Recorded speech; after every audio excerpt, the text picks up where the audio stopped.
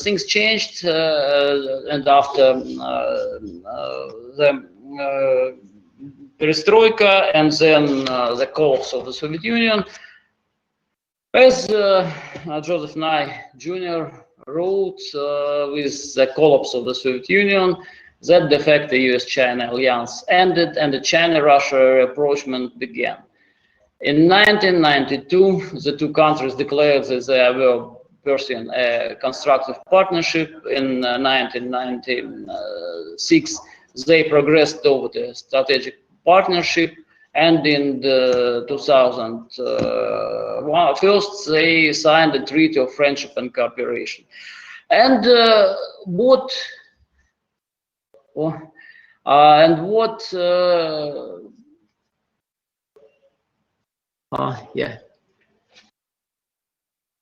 so what does it mean? That friendship and cooperation, strategic partnership, and so on. What does it mean?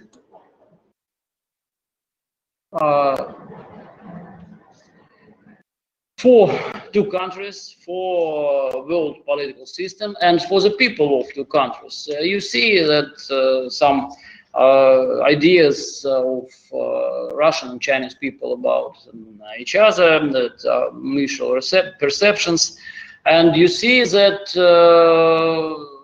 the positive opinion prevails. As from Russia about Chinese, and from Chinese about Russia. And what does it mean that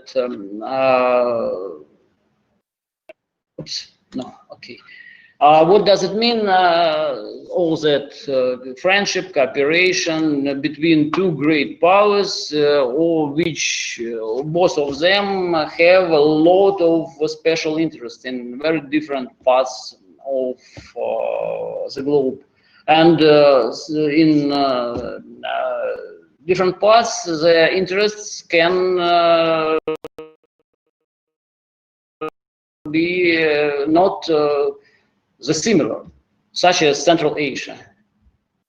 And so I would like to have some feedback, like to talk with you. So what do you think about the political friendship? Can great powers be real friends? And what does it mean, friendship in global politics? Is it real friendship, or is it only political interests? And it's all that friendship is very temporal. What do you think about it? So why? Let's. I mean, a friendship has also like up and downs, and even if you're in a friendship, then there are like phases that when you're really honest to your friends, that you maybe have like an argument. And I'm not sure about the question because I haven't majored in politics. However, it seems to be that there were like, so for many years, different corporations and maybe a similar kind of mentality, I guess. This would that would be also regarded maybe as a boundary and kind of a friendship that, of course, you have some interest in politics, but the economy, how you will drive your economy and together would be very crucial if you consider it as a friendship or only a political alliance, I would say. Yes, exactly. But when we are talking about cooperation, so the partners should be in interest for each other. Yes. What is the interest of China? What is interest? What has Russia that is very important or interesting for China? Russia as a partner, okay? I think you mentioned it before. It's on the one hand territory to build a one road, one belt initiative. And also some raw materials, I guess, could be interest for everyone. But I think that's another topic. As I have mentioned, I'm not in politics so much, but I guess in economic way, the first interest for a strong partnership would be to build a new One Belt, One Road, One Belt initiative. And I think the build also with Uzbekistan, so the neighboring countries of Russia. And I think it would be also beneficial maybe for Russia to build new relations to Afghanistan, for example, and Pakistan would. More Pakistan, I think they have more unions with China, as far as I can remember, and it could be also beneficial for Russia, considering also the view of other parties in the world of Russia itself. I don't know, but I'm not politics student. Okay, no, it's okay. So you're right. So, any other opinions? No, okay. So I want to mention a few points. First one, that Russia and China are neighbors, and they will be neighbors forever, I think. And like neighbors, Russia and China are very important for each other. Especially when we talk about great powers with great potential in economic, political, military, and so on. And so all the countries are very interested to have each other as partners and as a friend, not a foe. Yes, it's obvious.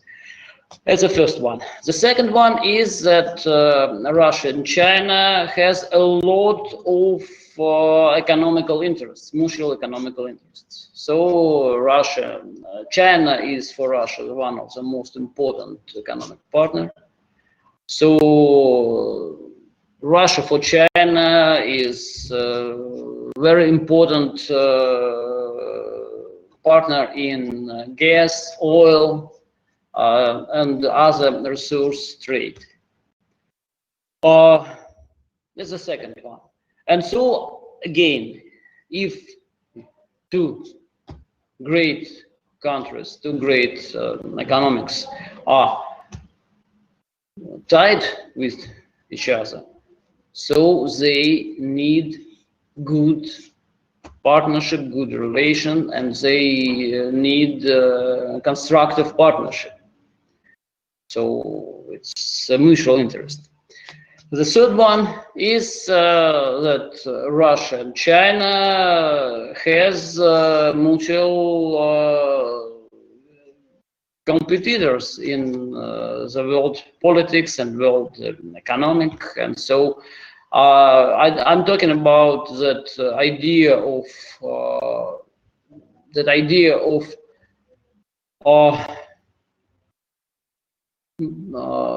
that Russia should move to the east, that Russia should be a great Eurasian power, and so on. And the West is not maybe so good partner as China or India or other East countries, Asia countries.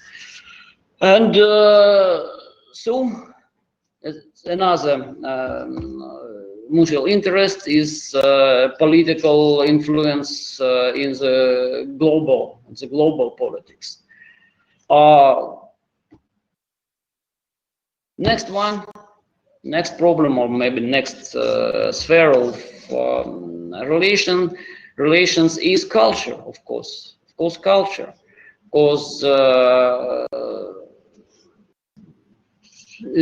Russia could and did it help China during 50s and 60s in creating the system of education, in technology, a lot of Russian specialists worked in China, a lot of Chinese students went to Russia, to Soviet Union, and for technical medicine and anything.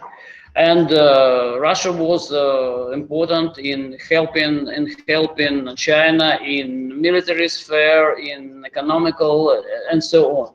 But now Russia and China can help each other in education, in modern technology, in very different sphere of science, culture, relations, and so on. And it's also the mutual interest, and it's also the sphere of cooperation. And another one that historically two countries have a great interest in each other's culture. It was, I think, no less than maybe 100 or more, 150 years of the serious studying each other culture, languages, literature, philosophy, religion, and so on and so on. And it's also the basis of mutual interest and basis of the cooperation. So what do you think? Is the nowadays state of China-Russian relations will be a long-term period with all that, I don't know, friendship, partnership, and so on. And maybe it will, because we also have some problems. Which problems? Which problems are now in between two countries? Yes, it's a real thing. We have problems. I think that every country which have political, economical interests has problems with its neighbors and other countries, which are the problem issues between modern Russia and modern China. So it's okay, you can speak. Okay. I guess it's also a territorial question, also that China has developed maybe in different ways. As far as I've understood, in China they have like 5 years plans, and that they can develop quite much. And also I don't know much about politics, as I have mentioned before, but I guess that Russia is right now in a position where he has more resources, and how to distribute these resources, and especially today, like since March, since this year, also the resources like oil is not as questioned as before, because planes cannot go up, so we don't know how the industry will go in the future. And I possibly think that China will more invest in higher technology and build their own like companies and digital companies. So yes, they're also quite interested in the German Industry 4.0 concept for years. So I guess there are different interests right now. Yeah. And not only that, but also the geopolitics problems. I mentioned the Central Asia and its region of competition between Russia and China for influence, for political and economical influence. And so it's real problem, and it may be in the future the real political issue of some difficulties. But I think that right now much more sphere, much more positive basis is for development of China-Russian relations, and I think that this partnership will be very fruitful for both of the countries. Okay. So when the question was about Vladivostok, yeah, you know that Far East was very important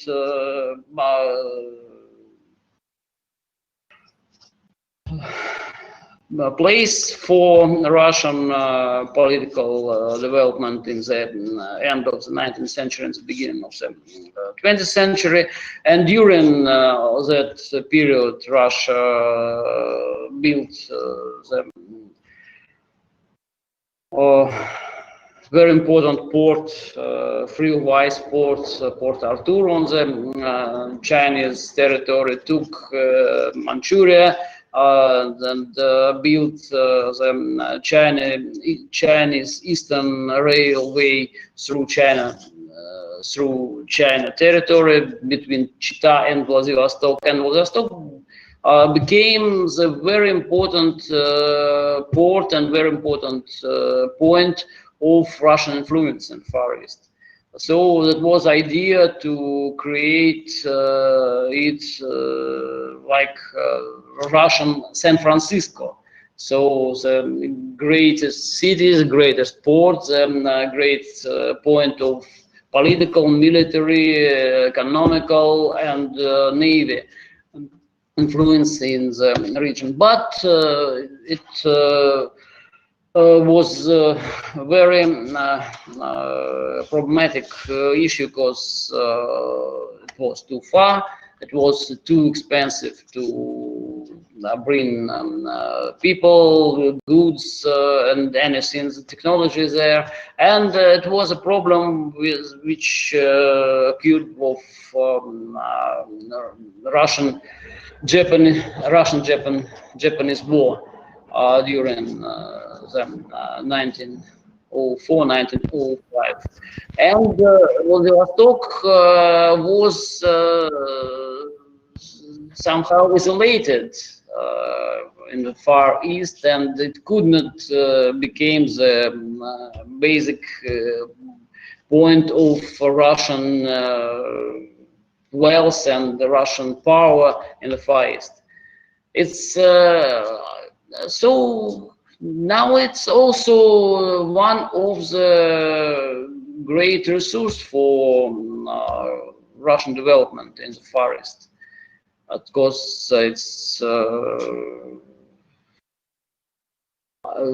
again became one of the main dimensions of Russian foreign policy, moving to the Far East now. Okay. So, do anybody wants to say anything about Russian-China relations, historical or modern? No. Okay. So let's move to the other topic of. Okay.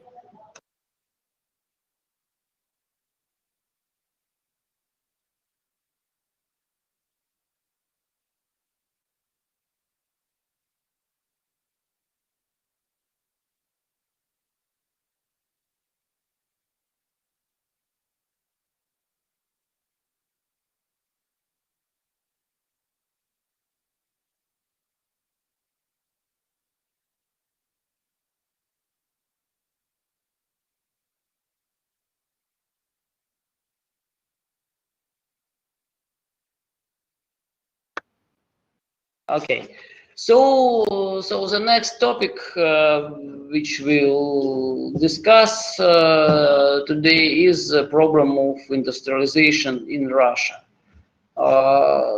It was also the topic which you asked me to talk about now, and but I want to begin not from Soviet or Stalin industrialization, but from the industrialization of Russia as a long-term problem, a long-term development of Russian economy. And so let's begin from the definition. What is industrialization? Oops, okay. Okay. What is industrialization? Yes, it's a huge and very complicated transformation of the life of the society. It's a transformation away from the agricultural, resource-based or resource-based economy toward an economy based on the manufacturing of goods. Yes. So the picture covered the text. Okay. So it's a transformation from this kind of this way of life to this way of life, and you know, it's to the industrialization could not begin in every moment. It needs the complex of factors. And so industrialization is based on very different basic points, such as industrial revolution. You need technology, and you need techniques, and so if you don't have it, you can't industrialize your economy. Then finance. It's a very expensive way of life. The industrialization is a very expensive project, and it's a very expensive transformation, and you need a huge financial resources, and not only financial. You need very different resources, mineral, energy, and a lot of things. Then you need the technical education and need your education from very different.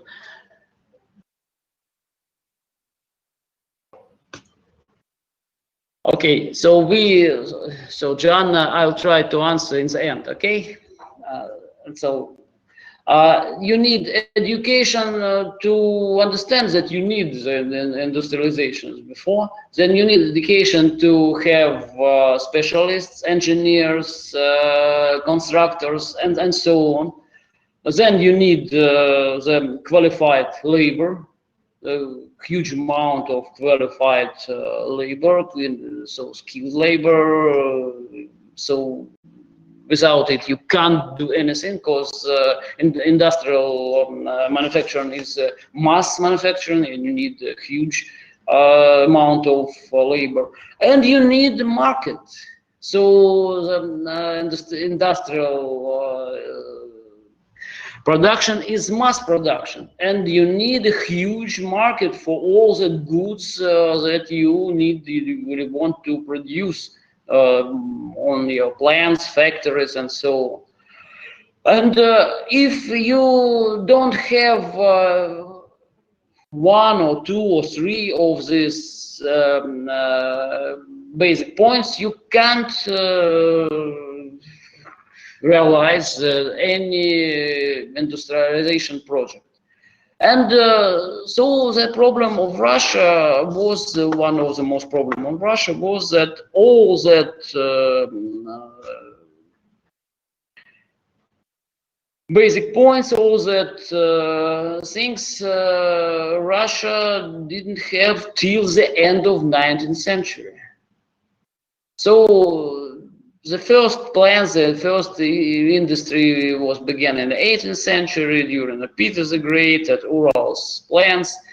Then in the end of the 18th century by reforms of Catherine II, but it was hundreds of plants, small, with a huge amount of hand working, without techniques and so on. And only in the end of the 19th century, Russia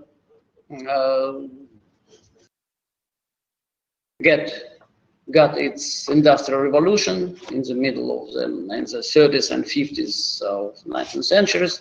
It was a mechanization of Russian industry. Then Russia had real financial resources to invest into industry. It was connected with also the exploration of the new territories, good financial, a little bit better than in the previous period, better financial conditions of the state, and so on.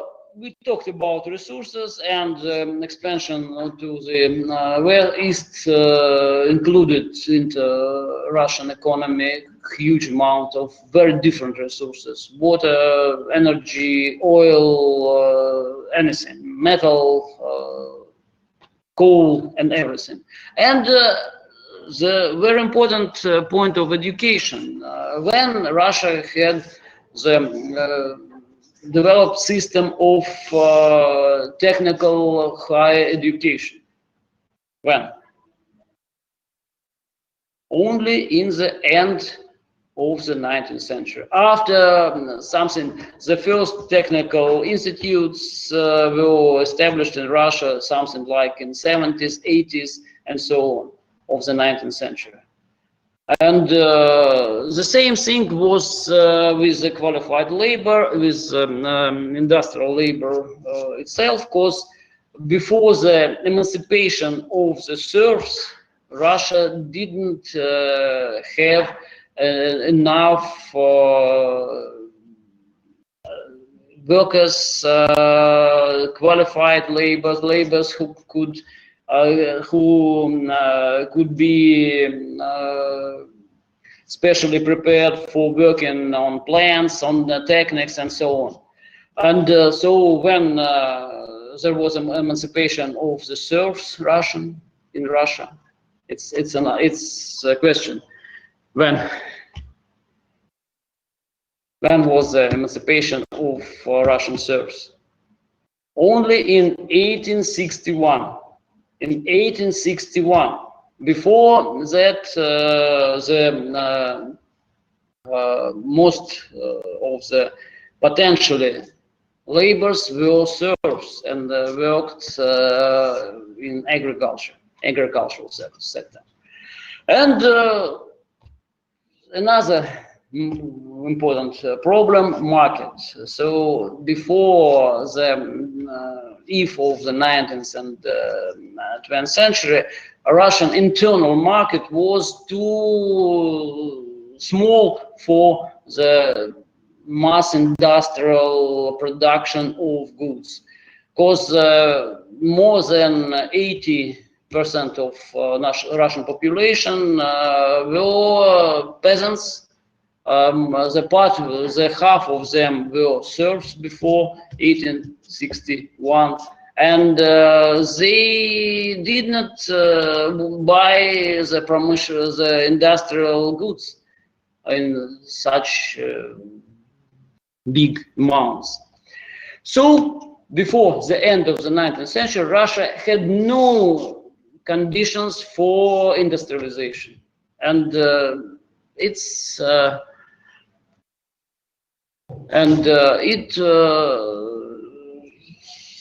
was one of the main problem of the Russian economic development. It was the reason of the Russian that Russia was not in the on the top of the most developed great economic powers of the world. In the end of the 19th century, there was the beginning of the first stage, so Okay, the first stage of Russian industrialization. The important person who was the initiator of this process was Minister of Finance in Russia, Sergei Yulievich Witte. Here is his portrait. And he was the head of the most important ministry in Russian economy, national economical system, and so he initiates the first special program of industrial development of Russia, which included very different ways. First one, infrastructure. The construction of infrastructure, and it was the task of the state.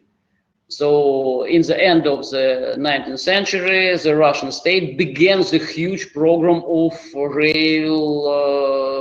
railway construction. The most important was Trans-Siberian, but not only the Trans-Siberian. It was after that Russia, in European part of Russia, had the one of the longest railway net in Europe, and so it was the first one. State state building of the economical infrastructure. The second one was development of heavy industry, the steel industry, the machinery, all that oil, and so on. The most important was the steel production, and Russia became one of the most rapidly growing country in the steel industry, in the steel production. By the end of the centuries, Russia ranked fourth in the world in steel production and became the one of the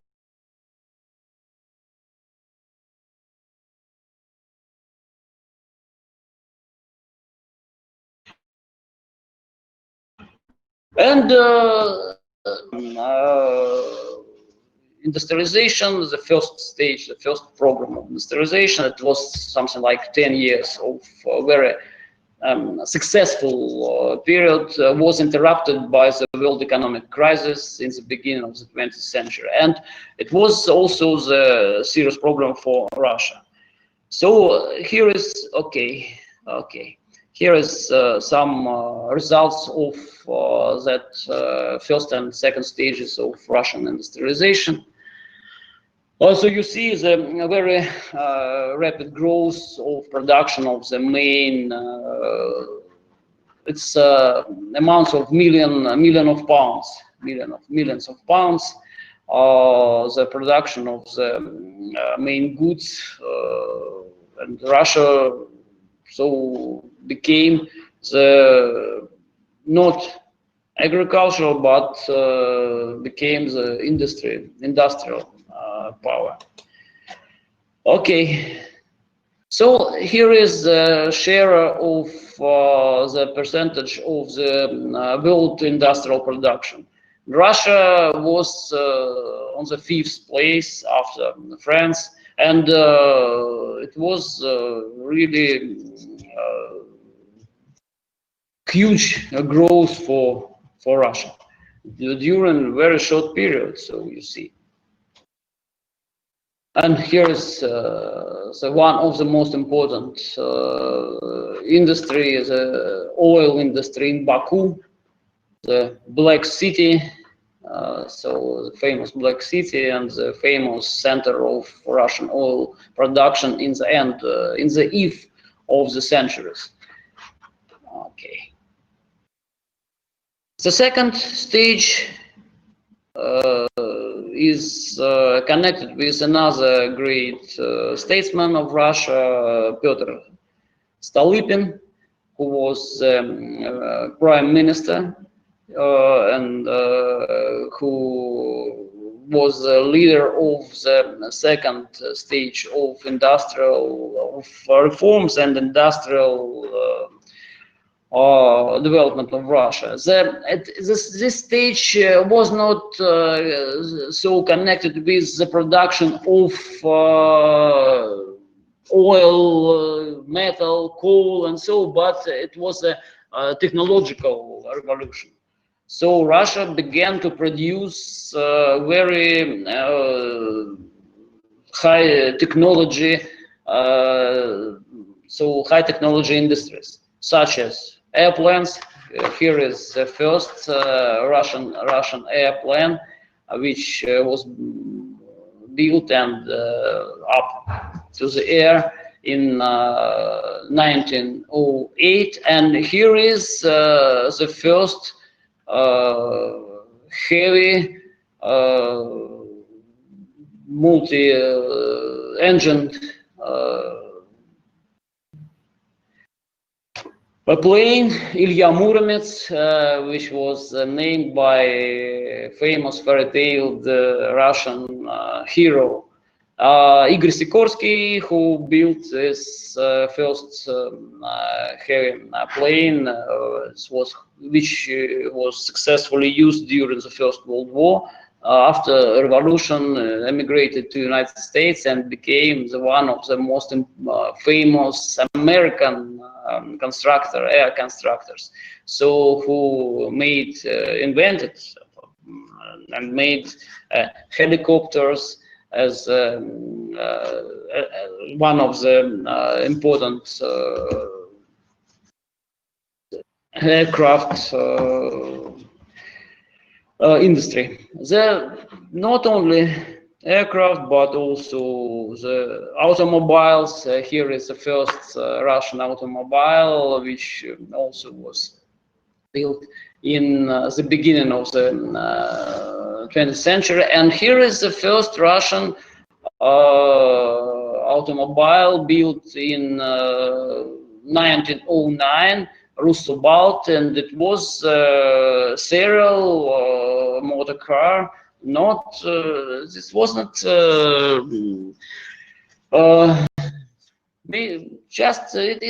we can compare it with such as Ford mobile, so model A of Ford and so on. And it was Russo-Balt. It was the first Russian automobile plant in Riga, and it was very successful. And so you can see different plants, textile, oil, metal, and so on. It was the second stage of industrialization when Russia moved from the producing the metal, coal, oil, and so on to the high technology. And so the results and the railway, that's also the map of the Trans-Siberian Railway. It was the symbol of the Russian industrial growth, because it was built on the very high technology level with very fast. So to build this, it was something like 14 years for building that very long railway through very undeveloped part of the country, with forests, rivers, mountains, and so on. And it was a very huge project, which was paid by the state, and a lot of companies and foreign companies were invited to participate in this project. So The famous Italian engineers built tunnels and bridges. The American engineers and American companies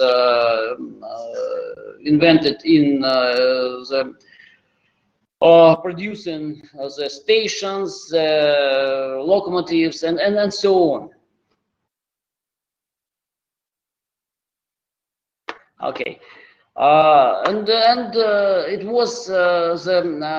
was very popular in the project in the world, and it was used to improve the Russian image. So Russia is not a country of peasants, so very conservative, but it's progressive, new industrial country with which is able to manage such huge unprecedented projects. And so it was opened by in the beginning of the 20th century, and it was very popular. The trip on Trans-Siberian Railroad from both sides, from Moscow to Vladivostok and from Vladivostok to the European part of Russia, became one of the most popular tourist trip in Russia. And so you can see the map of the passengers trains along the Trans-Siberian Road, which was the part of it was built through the Chinese territory, through Manchuria. And here is the South Manchurian road, which was built between the road and Port Arthur, the Russian port, which was very important as a military navy port of Russia and Far East. It was lost after the Russo-Japanese War. Okay. Here is the process of building of the Trans-Siberian Railroad. In the left picture, you can see all that very hard working. So it was not. I think that we can compare it with the building of transcontinental railway through America, through United States of America. It's the same. A very difficult, huge, very hard-working project.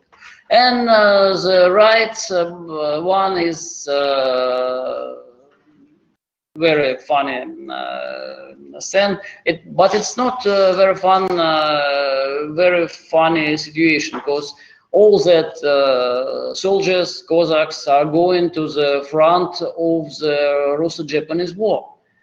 Through the Trans-Siberian Railroad. The same thing as I told, in 7th century we need 2 years to bring army to the Far East.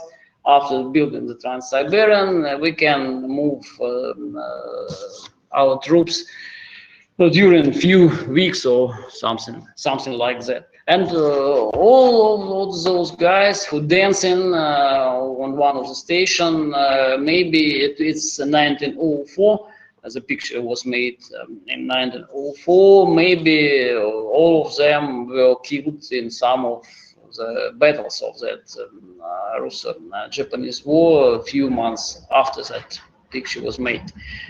Okay.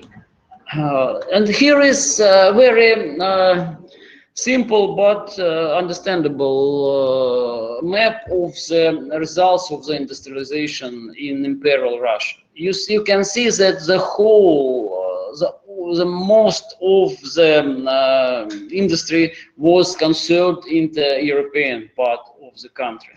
So, and in the Far East, some in the Far East on the seaside. So here is Vladivostok. Here is Vladivostok. as I told, a very important point of Russian influence in the Far East. And you can see the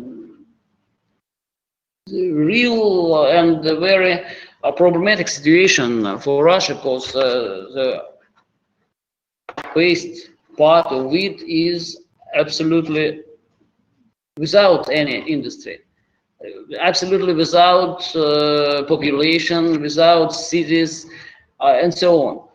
It was one of the serious problems which we have till now. I suppose we have till now. Okay, let's go.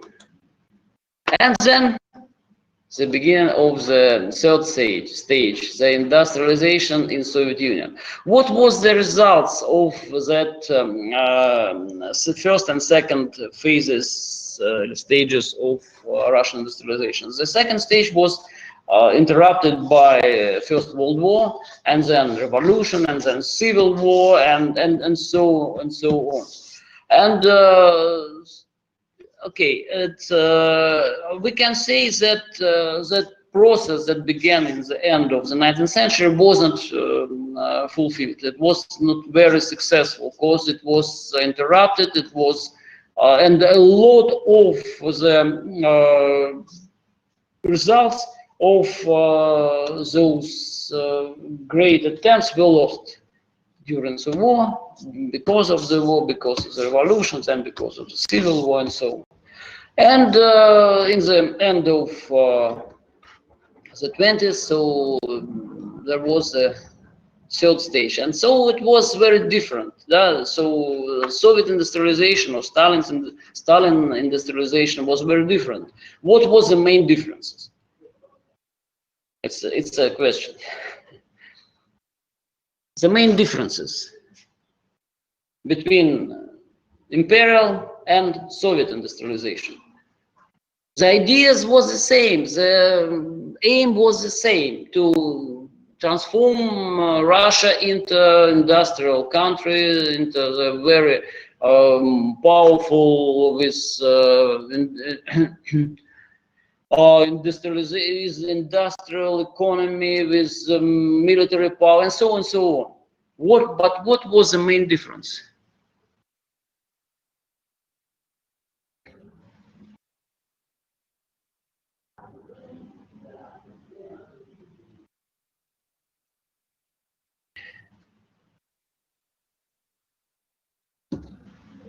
Okay, so we can went back and see all that conditions that we need to industrialize the country. The same things are right for Imperial Russia, for Soviet Russia, for any other country. But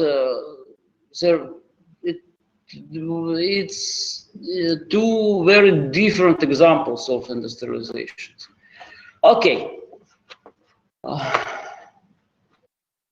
The first one, I think that we need to go from beneath to up. So the first one was over centralization of all the, not only resources, but all the parts of the spheres of the public lives. So Soviet government, Soviet industrialization was based on the absolutely centralized governance of all the processes, mobilizing any resource, people, money, mineral resources, territory, energy, anything. So Imperial Russia didn't have such possibility, you know. It's the first thing. The second one, the Soviet industrialization was based on the existing technical level. Russian and foreign. As you know, maybe during the Soviet industrialization, a lot of European and American engineers, constructors, architects were invited to Soviet Russia. The Soviet government have agreements with most important American and European companies. Ford helped to create the Russian automobile industry and industry of agricultural machine and so on. Albert Kahn, one of the most famous American company, helped to build, to make projects and build a lot of Russian plants. The project of famous Dnepro gas was made by American engineer and American constructor, and so on. So not only that, during the Soviet industrialization, dozens of thousands foreign engineers, workers were invited into Russia, into Soviet Union, from America, Canada, Europe, and so on. So, and we have really existed our own technical level, technical experience of the previous stages, which was made during the previous stages of industrialization. It's the second one. The third one, we told about financial resources. So it was maybe one of the most important things, because Soviet Russia in 20s was in very complicated situation, economical and financial situation. How Soviet government could find finance for industrialization? The most important resources, financial resources, from what?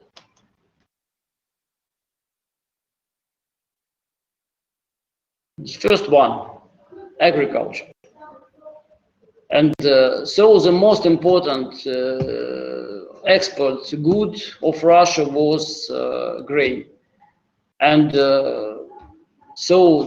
and it was the most important aim of the collectivization of the Soviet agriculture, to put all the grain production under the government control. And Russia exported great amounts of bread, great amounts of Russian grain. It was not something new. It was the same thing in the end of the 19th century. One of the Russian ministers of finance minister in the end of the 19th century was famous, saying that we should not eat, but we should export our grain, because it's only and most important good that we have, and which we can give to the for foreign trade. The same thing was in the Soviet Union. We had the Soviet Union had a very serious problem with famine, you know, in the beginning of the 30s, but it sold the grain abroad to get machinery, to pay engineers and workers from foreign countries, to pay for all the technology, and so on. The second one, the second one was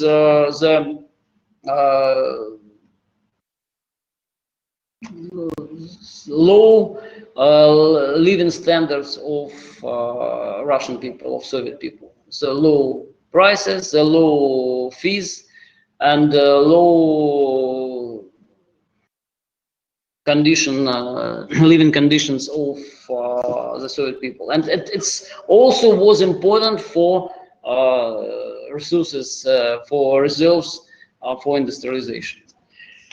This next one was using of the prisoners. It's very known now that Gulag was very important in building cities, plants, fabrics,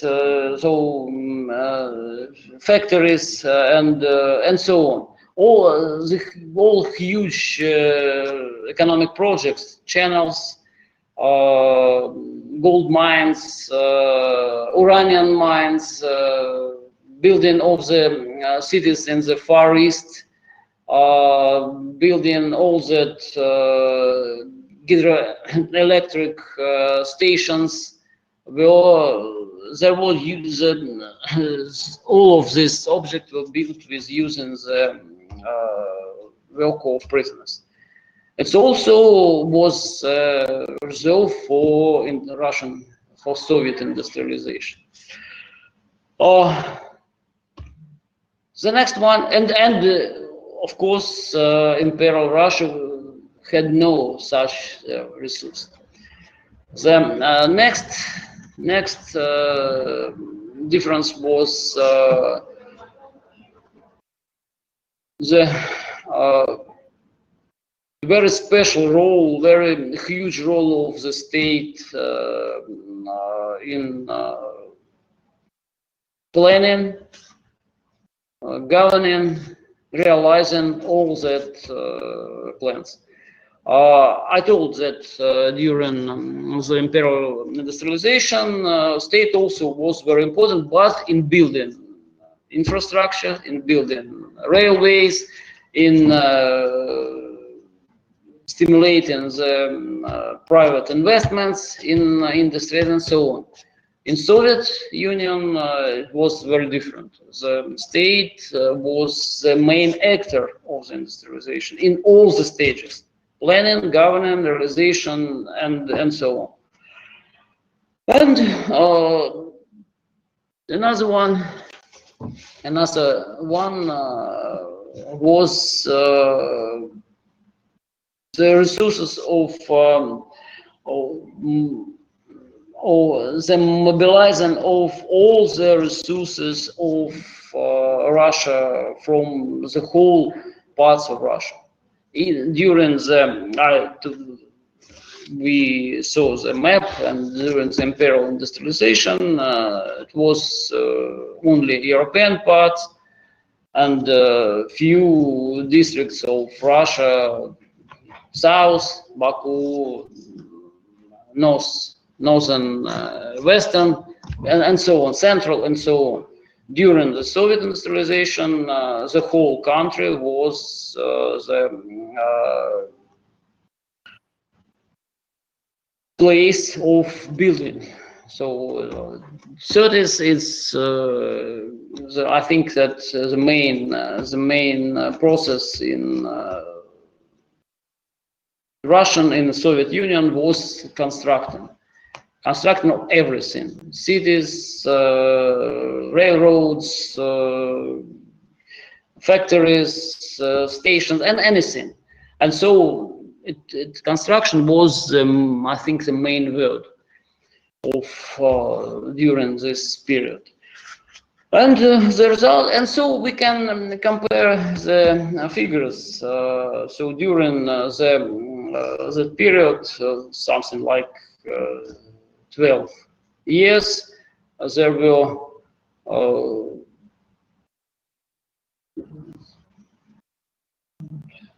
something like 17,000 industrial objects built in Soviet Union. It's huge. I think that it was something like world record. So for that very short period, so a lot of different and very modern and huge objects, industrial objects, and so results. Okay. Yes, it's another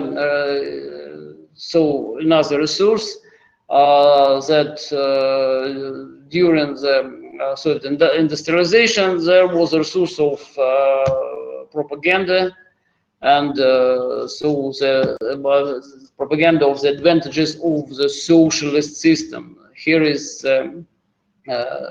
cartoon which compares the situation in capitalist West, where is crisis, and socialist country where sun is always shining.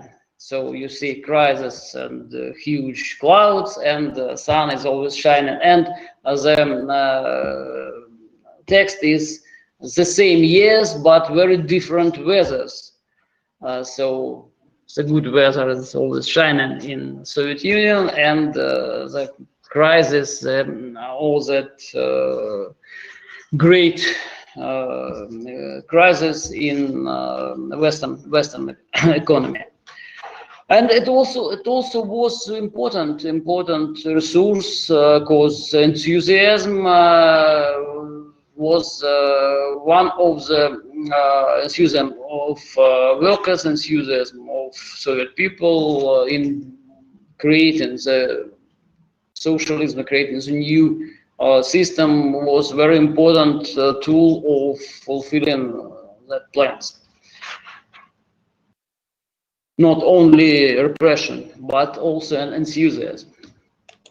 And so the results. We can compare it with 1913 as the most successful year before the First World War, and so the results. So industry, the growth of industry during the Soviet industrialization, and you can see that in the end, so it was only the first 5-year plan. So in the end of the realization of the first 5-year plan, Soviet Russia became the industrial country, industrial state. So agriculture was not the main part, the main sphere of national economy. And the next,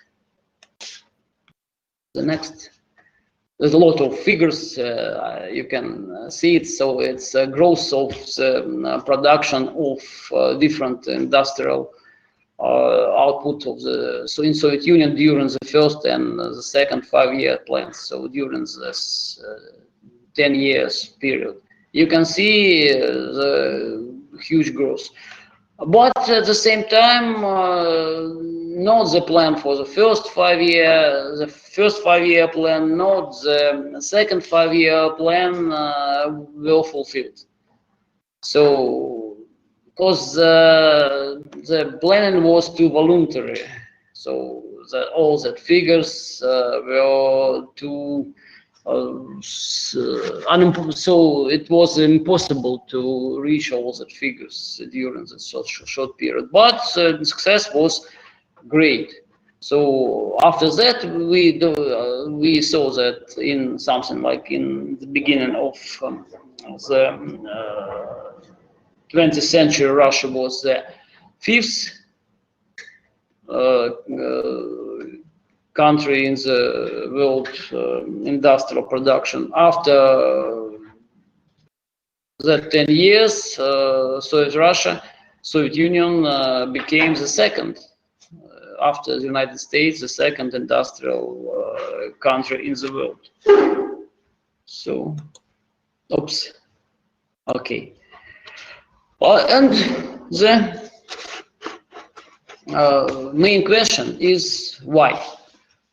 Why So it was so successful. Why it was this economic miracle was fulfilled, and we can say that it's economic miracle, because the state of Russia in the end of the 20s and the state of Russia in the end of the 30s, it's there were two different countries, two very different states.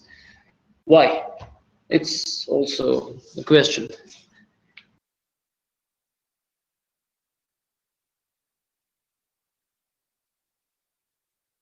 We can talk a lot about plans, about all that costs, about the resources and so on, but it's all the figures on the sheet of the paper. But industrialization was the real thing. It was a real life of the millions of people. And why and how? So Soviet industrialization was so successful. It was success. We can talk about different sides of this results. That many of all the industrial objects. Okay, please. Okay. Many of that industrial objects that were built in that period through after 2 or 3 decades were not very efficient. We can talk a lot about the costs of the industrialization, the losses of the country, but it was a success. So why? What do you think about it? So if you can compare the Soviet industrialization with imperial, or industrialization of European countries, or industrialization of China, so what was the special qualities of Soviet industrialization? Why it was successful, and why so it was very, I can say not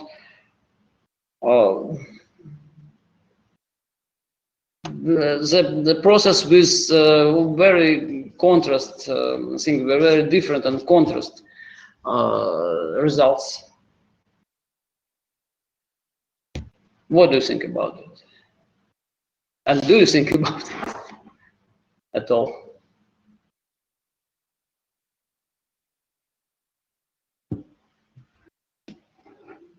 Yeah. Yes.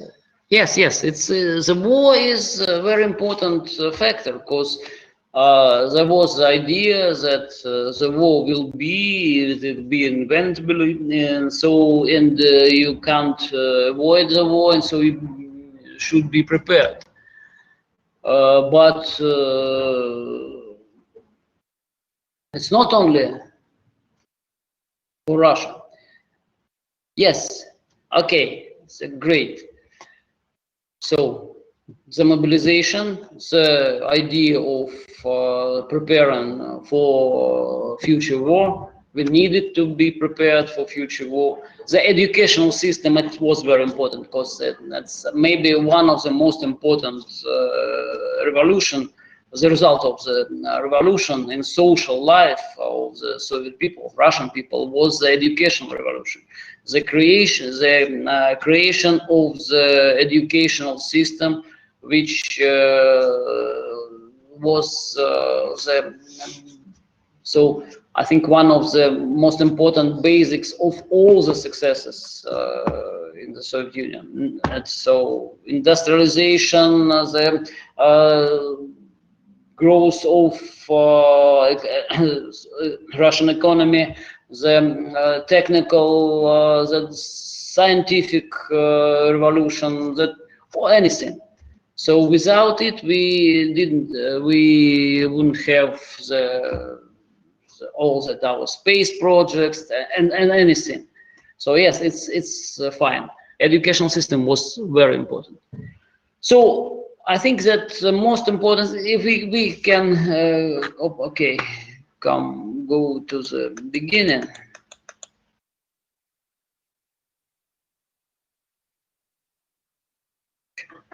Here. So I think that the most important thing is that in Soviet Union had all the needed factors for industrialization, but it was very different in comparison with United States or Europe or even Imperial Russia.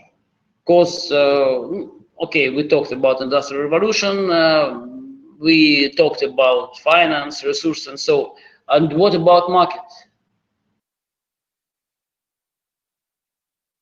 What about market?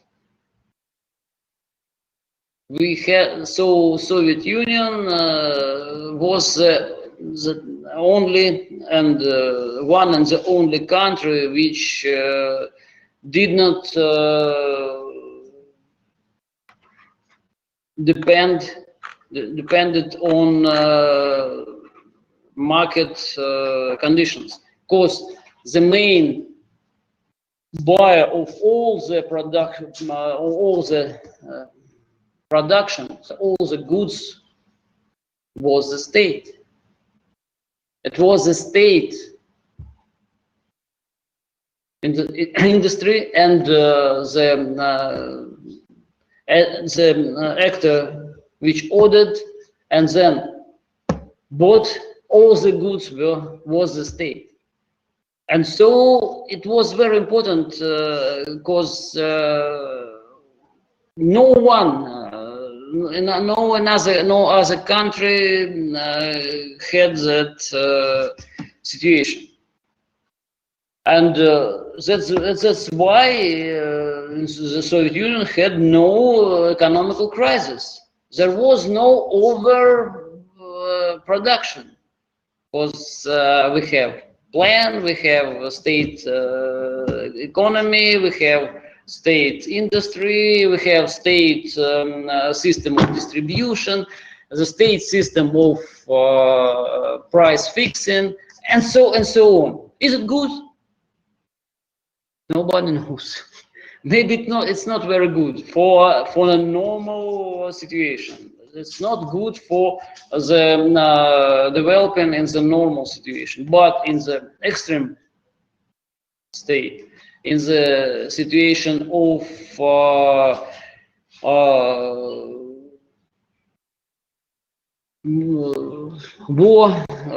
threat or something like that, that advantage was very important.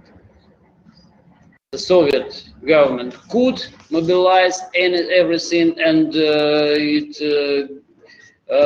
can let itself to lose a lot of things, a lot of people, because people also were the good, also was a tool for the government plans.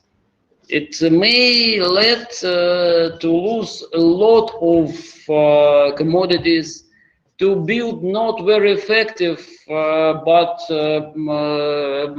very effective economy, but producing all that the government needed, and so on. And the price was not the issue for discussion. It doesn't matter. It didn't matter anything. Absolutely, it didn't matter. Absolutely. If so, government needed money for buying, I don't know, some technology. It could sell grain or some paintings from a hermitage, or some jewels from imperial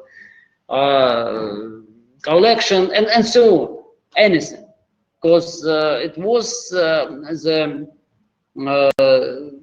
government, it was state property, it was the government and state plan, and it was the government and state resource. And that's one of the main reasons of the successful. Could any other country repeat this experience? Not Soviet, not socialist. Could any other country use the same way, the same kind of industrialization politics? No, no, absolutely. Only states with authoritarian or maybe even totalitarian authority can do it, because everything that is inside is state property. It's I think one of the main reasons of the very successful and very fast growing of the Soviet economy and the Soviet industrialization. And that's the reason also of the limitation, the reason of the future problems, the reason of the crises after all that extreme situation is over. The system doesn't work properly in a normal situation, because it's based on extreme mobilization of all the resources, of all the tools, of all the means which are in states' hands. Okay, so do you have any? Oh, okay. Question regarding the Central Asia. So they work on the image as a touristic spot with the help of one road, one belt. Oh yes, of course. We also have the same situation that program One Road, One Belt is very important for the development the tourist industry in Russia also. But we have a lot of ideas, a lot of projects, a lot of plans, but also a lot of problems. All the same problems. The infrastructure, that we have very few good roads which can be used by tourists going through our country. The problems of touristic infrastructure, especially in the east parts of Russia. And so the problem of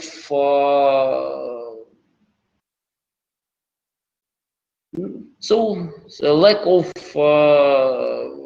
investments, financial resources, which invested into the touristic sector of our economy. But it may be one of the future resource of the development. So it is not only narrow touristic spot, but the economy, the whole economy of Russia, because Russia is very interesting for tourism, and so, but not very developed. It's a problem. It's a usual problem of Russia. We have a lot of resources, but we can't use them effectively. It's the problem, I think, was during the whole history of Russia, not only by now. Okay, so Okay, if you have any questions or if you want to say anything, so welcome. We have few minutes. Okay.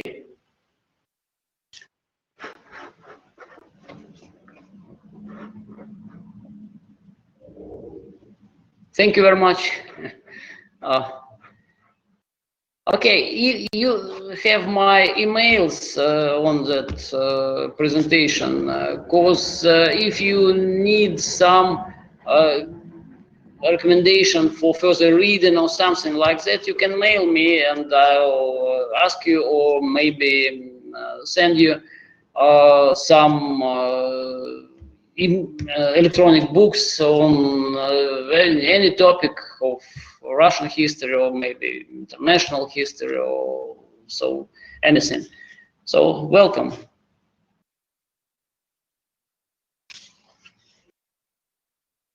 Okay.